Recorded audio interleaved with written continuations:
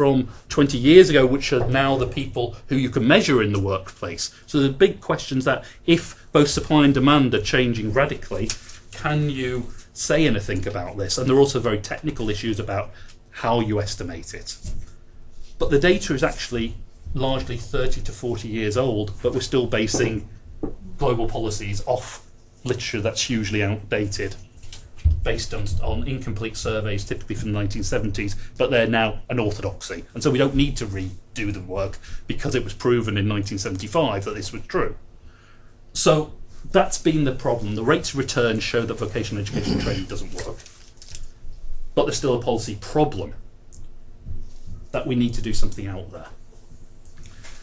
The key document at the global level was a World Bank report in 1991, which took this argument at the same time as the bank and other agencies were saying primary education is the answer.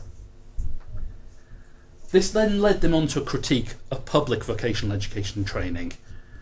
Trainers are divorced from industry contexts. Equipment is outdated and old-fashioned. Unit costs are very high because you can only have a few learners in a workshop. The curriculum is outdated because it's set by a Ministry of Education rather than by industry needs. So this is bad quality, inefficient, ineffective education. But the bank sort of stopped short of saying, so we should get rid of it all, because that was politically a bit too brave a step, and they can still push loans because countries are happy to reform their systems. So it led to a critique of public vocational education training, which in a sense went two ways.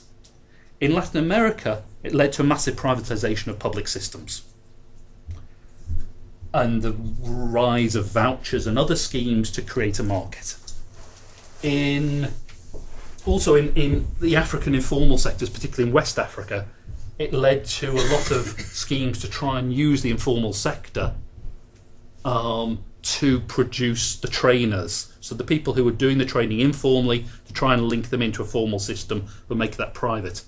The Latin American was largely successful, as long as you ask the questions in the right way. The African projects were largely unsuccessful because there were massive problems of corruption.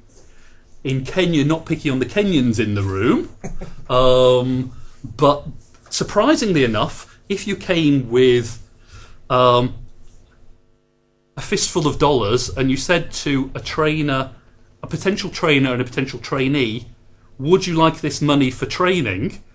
What was found was they quite liked the money, and then they would both sign to say that the